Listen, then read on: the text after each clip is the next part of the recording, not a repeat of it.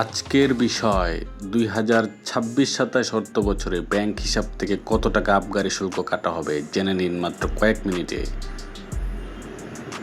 2026-2027 অর্থবছরে প্রস্তাবিত বর্তমান বাজেট অনুযায়ী আপনার নামীয় ব্যাংক হিসাব থেকে টাকা কাটা হবে, যা আবগারি শুল্ক হিসেবে সরকার কেটে নেবে।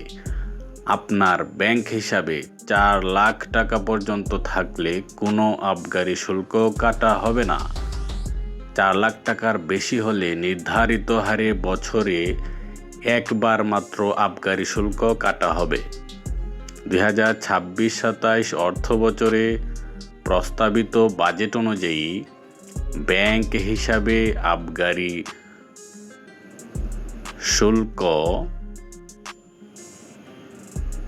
শুল্কের নতুন সীমা হলো, যদি আপনার ব্যাংক হিসাবে 4 লাখ টাকা পর্যন্ত থাকে তাহলে 0 টাকা কাটা হবে, অর্থাৎ 4 লাখ টাকা পর্যন্ত কোনো টাকাই কাটা হবে না।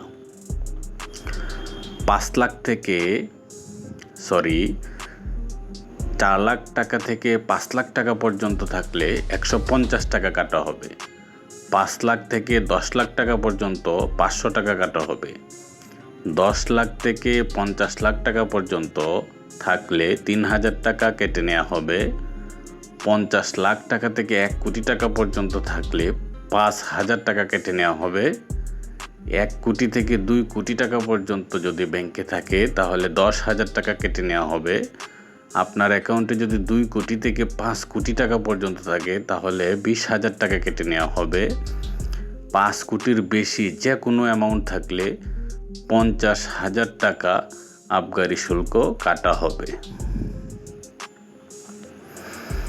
মনে রাখবেন, বছরের মধ্যে একবারও যদি কোনো সময় আপনার অ্যাকাউন্টের সর্বোচ্চ স্থিতি বা ব্যালেন্স 4 লাখ টাকা বা তার বেশি হয় তাহলে সংশ্লিষ্ট ব্যালেন্স অনুযায়ী বছরে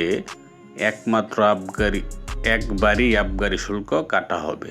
ব্যাংক সাধারণত বছরে একবারই এই শুল্ক কেটে রাখে।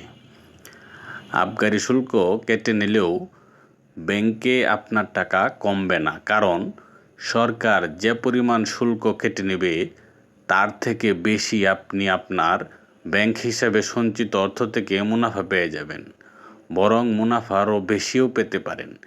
কাজেই এটা নিয়ে চিন্তার কোনো কিছুই নেই, নিশ্চিন্তে ব্যাংকে টাকা রাখতে পারেন। আশা করি বিষয়টি ক্লিয়ার বুঝতে পেরেছেন। ধন্যবাদ। ভিডিওটি ভালো লাগলে লাইক করুন, সাবস্ক্রাইব করুন।